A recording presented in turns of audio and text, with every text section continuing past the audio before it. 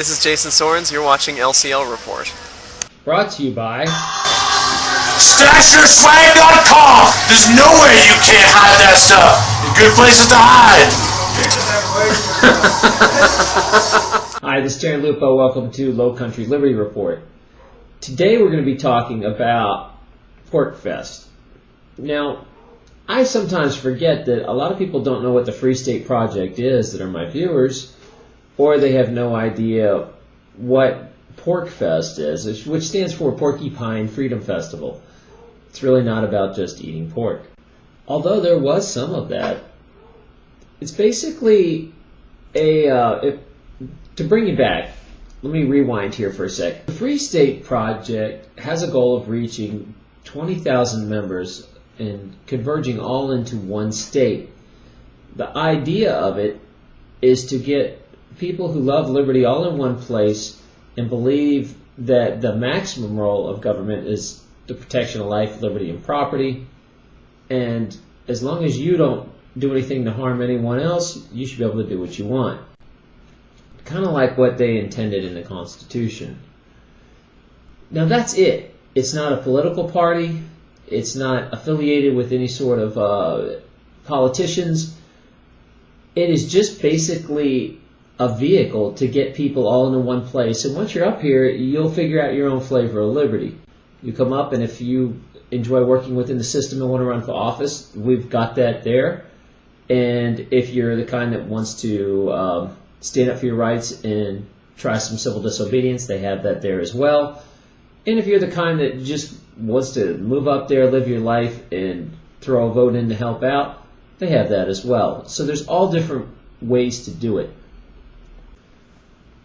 The Free State Project idea started back around 2000, somewhere in the early 2000s, when Dr. Jason Sorens was writing a paper. He was working on his PhD, and he just decided to see what kind of numbers would need to move to one place in order to actually affect political policy. And there was a big problem because most of the states in the nation were so heavily populated that you really couldn't swing anything politically. So there's this big process where they whittled it down to 10 different states that had the highest amounts of freedom, economic and political freedom. And then in 2003 it was voted on that New Hampshire was the best shot to do this. Ever since then, people have been moving into the state. Now, the Free State Project has something called a Statement of Intent. What that means is you're basically going to sign an intent saying when it reaches critical mass at 20,000 people that you'll move in the next 5 years.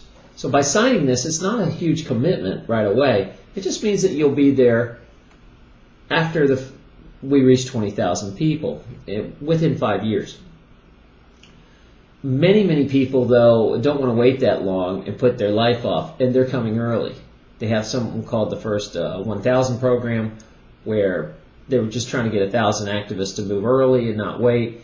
And every time one of these events happens, like a Liberty Forum or a Porcupine Fest, it just lights the fire and more people move early. So chances are that there's going to be a pretty good established Liberty network before we ever hit 20,000. We're about halfway there now. I'm going to take you to interview. And I'm with Jason Sorens, founder of the Free State Project. And Jason, what do you think of this turnout this week? I think it's a great turnout so far. It looks like it might be the biggest Porcfest yet, maybe 500 people. Actually, Carla's a little bit upset because it's more than last year. She was working off last year's numbers, and everything's full. So, but it's good. It's great. Why do you think the Free State Project's been picking up momentum lately? What's changing? I think, especially since the financial crisis last September, I mean, a lot of people saw that verified what a lot of libertarians have been saying was coming down the pike. You know, Ron Paul and his campaign talked a lot about monetary policy, and people thought, why are you talking about monetary policy? And then the crisis hits, and everyone wants to talk about monetary policy. Couple that with the bailouts, the stimulus package, the attempt to socialize health insurance. People are really looking for an alternative there.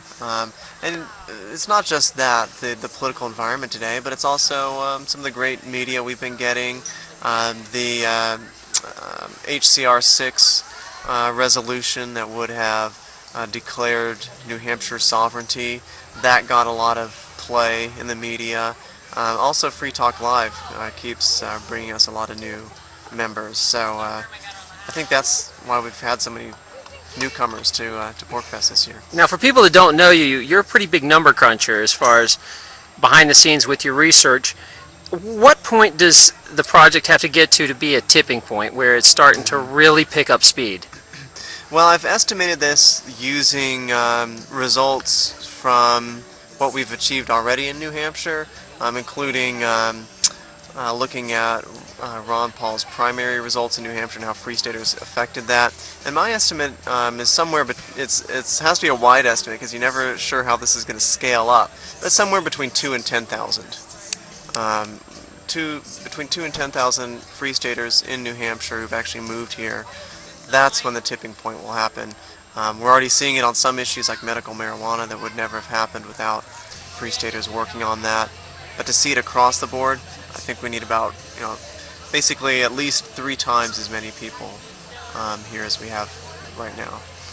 Well, thank you so much. I appreciate your time. Thanks, Darren. Before I go, I would like to leave you with some scenes from Porcfest. There was a big crowd. There was also lots of entrepreneurs there. People that were paying their way, like myself. I was selling jewelry to pay for it, and other people selling their wares. I don't want to ever hear that you don't have enough money, because there's a way to make money. So don't let that be an excuse not to go to Porcfest.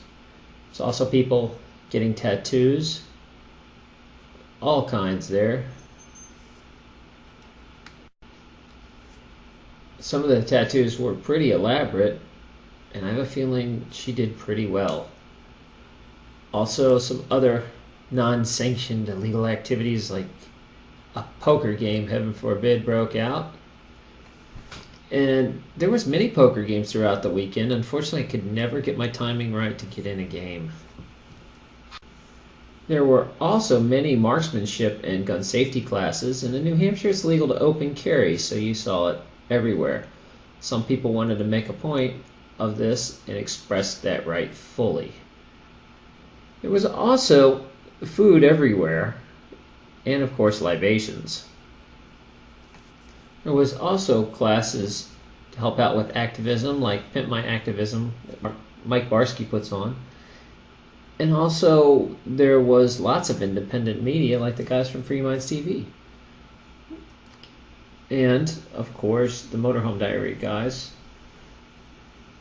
There were pets everywhere, dogs mainly, but pets of all kinds. And just a lot of silly, eccentric nonsense. Just people having a good time. As always in life, you're going to have some eccentric people, but they're always the funnest people when you actually go talk to them and become friends with them. And just general silliness. I actually just had a fantastic time. I'm also told there was plenty of kids' activities going on, while there was adult activities going on at the same time. And that there was things like water slides and races, and all the families kind of got together, and there was many kids to play with, so don't worry about bringing your kids, they'll find something to do.